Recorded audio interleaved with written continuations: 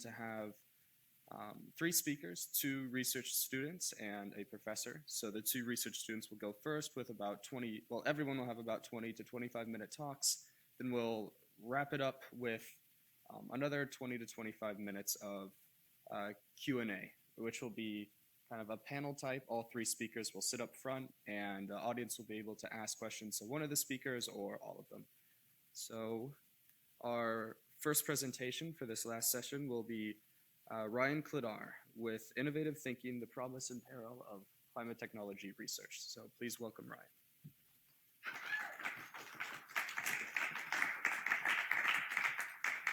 Oh, I gotta turn this on. All right, there we go. Perfect. Thanks for being here, everybody. I'm Ryan Klidar. I'm going to be talking about climate technology research that I've done over the last 5 or so years. So, a little bit about me. I am a civil engineering and chemistry double major in my 5th year.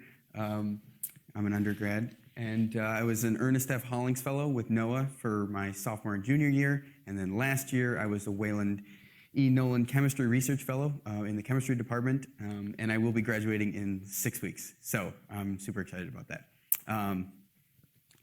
Yes. Today you're all going to become experts in the world of emissions characterization in both climate and air pollution. So over the last 5 years, I've kind of put my hand in every different aspect of emissions research. We're going to talk about measuring it right from the stacks, right out of the power plants. We're going to talk about measuring it from space with satellites. We're going to talk about creating our own instruments so that we can measure it pretty much everywhere else that we want to go. And then we're going to talk about what we do once we've measured it. So first of all, the low-hanging fruit of emissions, just right out of the stack, right where it's coming from, right from the power plants. But to back up, we kind of have to figure out why we want to do this. So how to science? First, we have to take an assumption, and then we have to ask a question about that assumption. So we have to see some fact in the world or something we think is a fact, and then ask a question about it.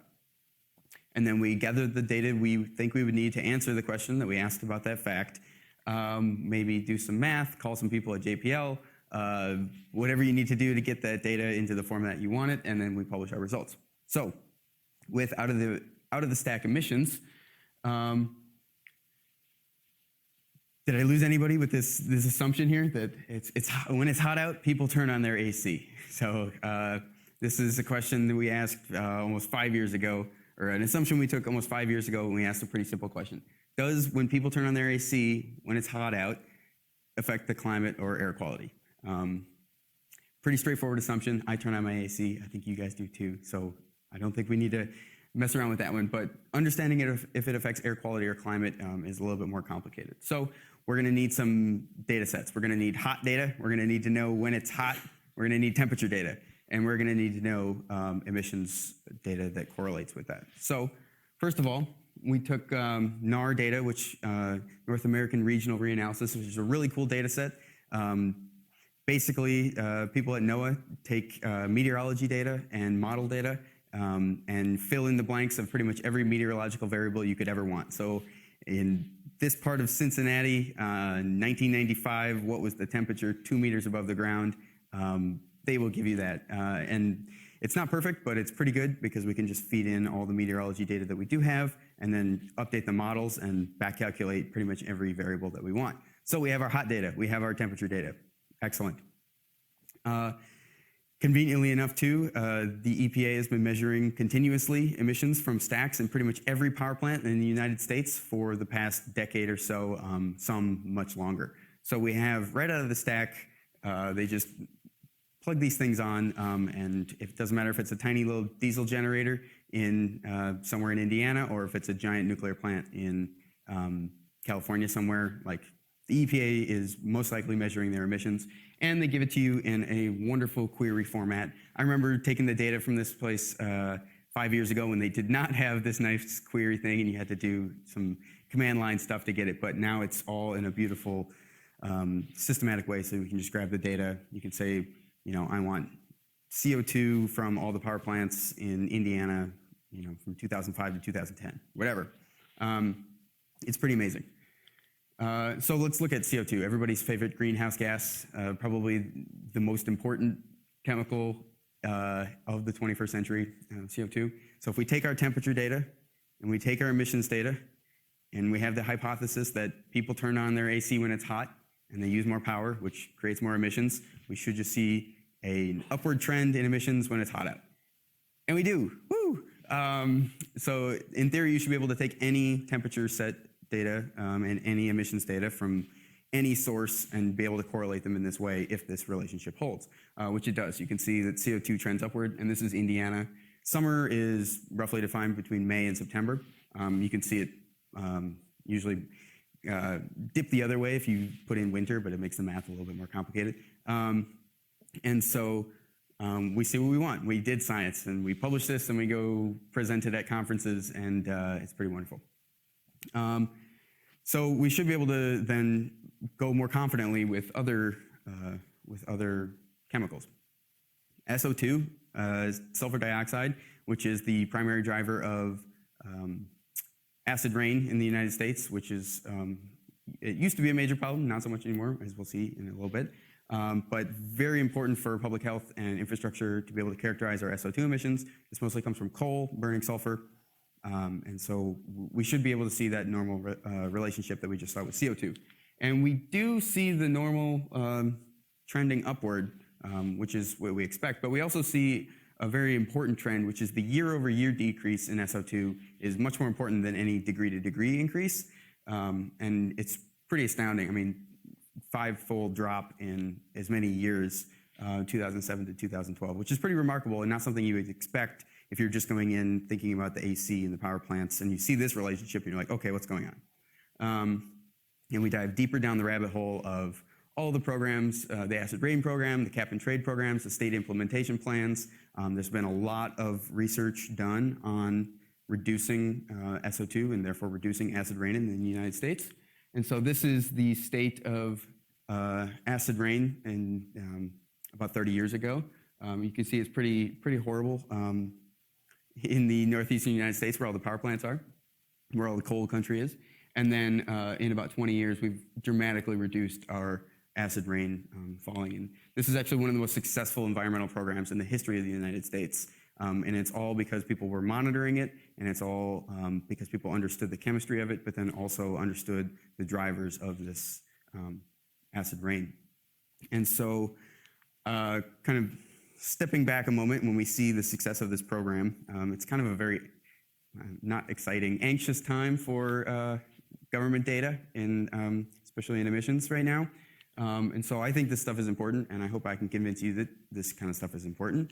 It's also costs a lot of money to put all these things on the power plant stacks, to have these data query databases, to have people running these state implementation programs.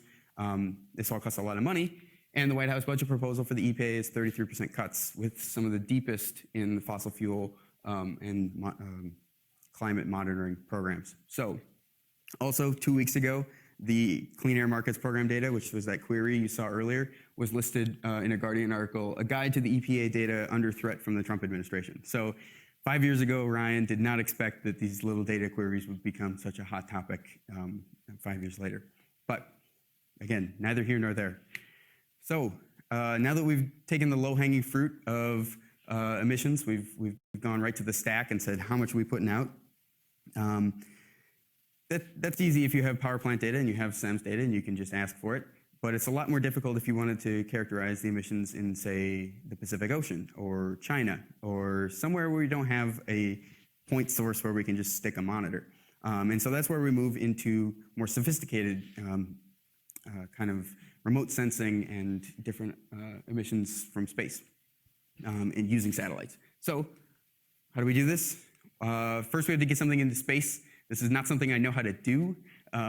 This is something I rely usually on NASA for. But once the kind people at JPL and NASA get something into space, we can direct that at Earth and look at the Earth, maybe do some differential equations, call the people at JPL a bunch of times and ask, what's going on with this data, and then we publish our results. And so this is stuff that I did while working at the Earth Systems Research Laboratory in Boulder. under the guise of Dr. Owen Cooper. And we looked at the tropospheric emission spectrometer. So this is looking at ozone, tropospheric ozone. We hear a lot about ozone. Ozone up high in the stratosphere is good ozone. It blocks UV rays. We don't want to damage it. This is the ozone hole that you've heard a lot about.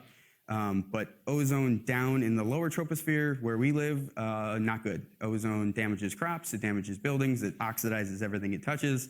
It's not good for your lungs, and it's kind of hard to figure out where it is because we don't directly emit ozone, and I'm sure Olivia will talk a little bit more about different precursors and whatnot.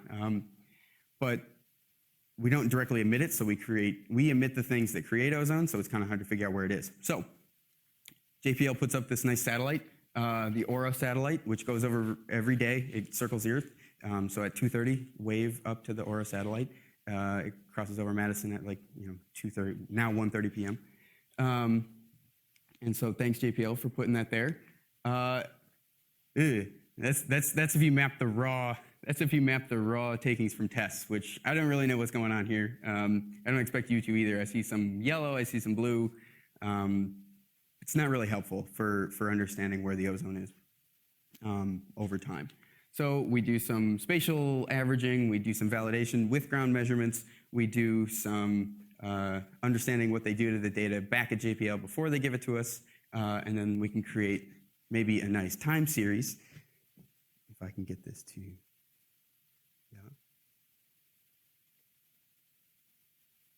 No! Cannot play media. Well, that's very disappointing.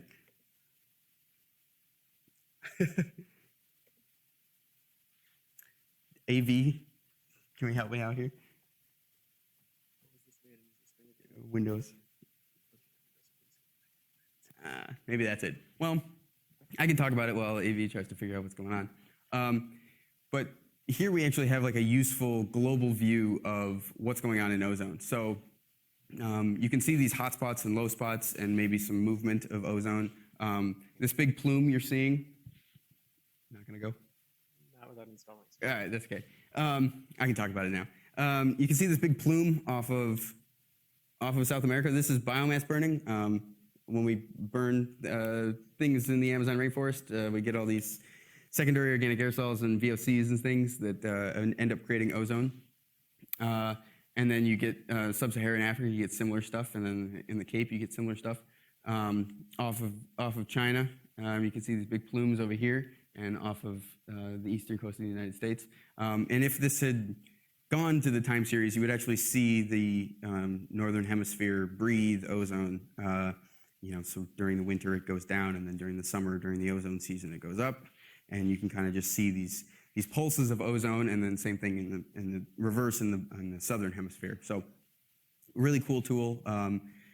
We put this tiny little instrument on a satellite 20 years ago, and now we can just characterize the entire situation of global ozone at different elevations. So again, neither here nor there. I think this stuff is important, and I hope that I can convince you that this stuff is important. This stuff costs a lot of money. Again, satellites, I don't know how to do that. They're pretty expensive to get them up there. And the White House budget proposal for NOAA is 30% cuts, with the greatest cuts in satellite operations and earth sciences departments and facilities. So maybe you're wondering why every department I work with is getting attacked by the White House. I wonder that sometimes too, but again, neither here nor there. So if we can do the low-hanging fruit, we can take emissions right from the stack, and then we can use satellites to fill in the gaps in large spatial, global, continental scales.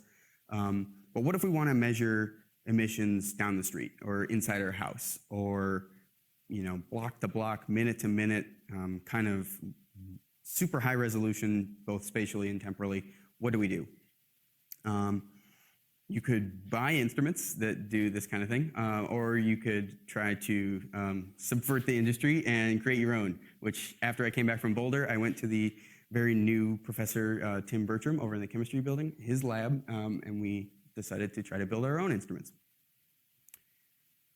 And Particularly, we're trying to answer questions about this kind of problem. So that street right behind me, and about a mile east, is University Avenue, which I affectionately call High-Rise Alley, maybe where the James or the Madison, whatever that new building is coming up.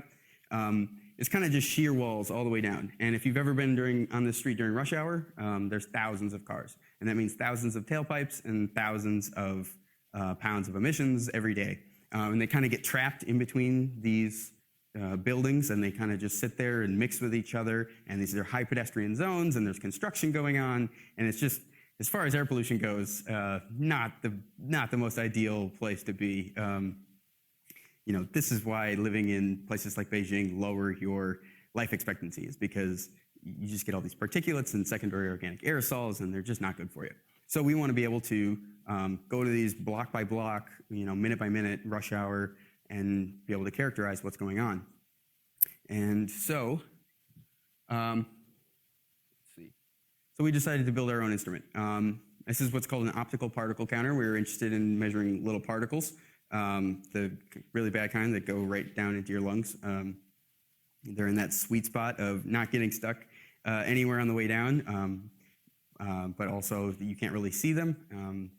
So we're interested in measuring these. And so an optical particle counter, what it does, it takes in air and you're shooting a laser through it, and it'll bounce a photon off whatever particle. It'll hit a mirror and it'll hit a detector.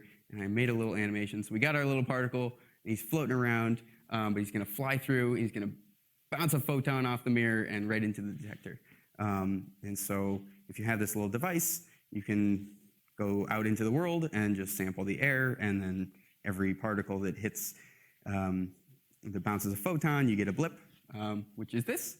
When we saw this, I was like, yes, because we're doing this with 3D printed technology, and being able to see 70 nanometer particles with Lego plastic is very difficult.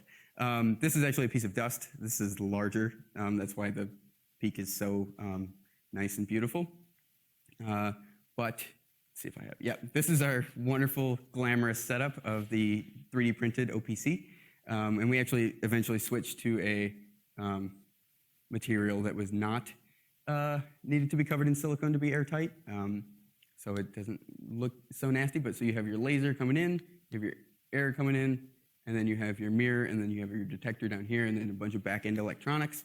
And eventually this gets all condensed down into a much smaller, more manageable size. And we actually built one of these with off-the-shelf parts as well, which I will show the results from that in a bit. But yeah, so if we can create our own little instrument for that works, but it's also not $10,000, $20,000, it's more like $1,000 to $2,000, and then we can have a distributed network of them and run them through these street canyons during certain times, then we can get really cool data. And so this was a trial run in San Diego by one of the postdocs in our group, James Brady. This was actually in his PhD thesis. They put one of these devices on a drone and just flew it up and down and measured different particle counts at different altitudes. And you can see there the trending, down by the beach you get a lot higher particles, and then up towards the clouds you get higher particles. So drones. So if you could do this, if you can have a distributed network of cheap sensors that you can fly anywhere, the sky is the limit on what you can measure. I mean, you could measure air pollution anywhere, anytime. You could program them to fly through at certain times, and you don't need that much. It's not that expensive relative to putting some sort of satellite up. We're talking relatively cheap, and then you can have distributed networks that just kind of report the air quality at all times at really high spatial resolution. So the idea is to take this drone and just fly it back and forth in here. We haven't done this yet because, again, the OPC is not quite ready, and the FAA, releases all these drone regulations all the time. It's kind of complicated to navigate, but the idea of it, so drones, aka an undergraduate named Howie, took this OPC and just walked around Madison. He would do this about once a week. And so you can see here is State Street, and this is the construction they were doing last year. And so this is relative particle count of PM 2.5, and then there's construction over here right by the high-rise alley as well. And then over here, you get the nice woods in the lake, and you don't get nearly as much pollution. And so the idea is that you could just have a couple drones that fly around and do this every day, and you get a thing on your phone. It's like, oh, hey, don't walk over. If you have asthma, don't walk over on Lake Street because there's tons of dust in the air. So eventually, one day, the dream will be realized, and we'll have just drones flying all around and telling us where to not walk. So.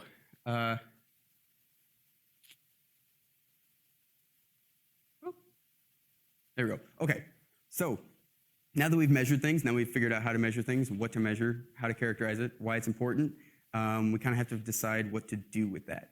And different policy people have different ideas, scientists have different ideas, but me personally, I was trying to ask myself, what do I do now that I kind of understand how air pollution flows throughout the U.S., how it flows through my society? I was like, what is a young scientist to do? And I was trying to subvert the whole problem. I was trying to how do I just dodge the whole thing? And so I rebranded myself an engineer, and I tried to fix the problem at its source, and now I work part-time at MG&E.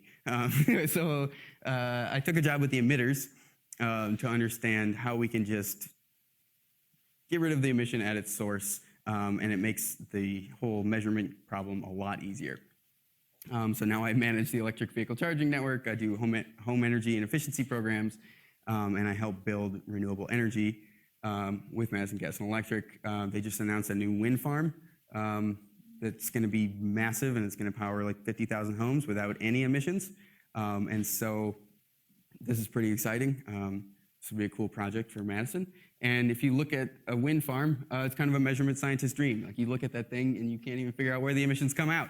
There's nowhere to put a SEMS monitor on that thing because there's no emissions. 78% of the emissions come from manufacturing, and you don't even really talk about the manufacturing emissions of a natural gas power plant because it's so insignificant compared to the just day-to-day emissions of it. And so it pays for itself in carbon, energy, aerosols. I mean, it subverts the whole problem. And there's not any differential equations to solve, which as a student I also appreciate. So it's important to characterize emissions, and I hope we can keep doing that because it's not just power plants that emit things. It is construction, it is different processes, natural processes in the atmosphere that do this kind of thing. But if we can subvert it from our side, but what we can do, it makes the whole measurement problem that much easier. So in summary, measuring them right out of the stack, pretty straightforward. Tons of data that's happening all the time. Hooray. Go on there, grab some data, do that. We can measure them from space. Very exciting, but I don't know how to send a satellite up, so this is kind of difficult. It's getting easier, but still kind of difficult. We can build our own instruments and then run them wherever we want, whenever we want. In theory, in practice, it's a little harder. But we can also just not emit nearly as much, which makes all of the measuring that much more manageable. So with that, tons of people to thank. This is like 5 years of work condensed down into 27 minutes because I'm probably going over. But EPA, NOAA, the university, all these doctors and not quite yet doctors that helped me with this research. You can tweet me, which actually I changed my Twitter handle, which I realized when Olivia tweeted me like 15 minutes ago. So this is not right, but it's ArcLadar. I have a podcast where I kind of talk about all this stuff with a friend of mine. I have a GitHub where all of these code and projects can be found. And then you can also email me if you have any questions. So with that, I will hand it off to the next speaker, I think. Good? All right, Olivia Sanderfoot.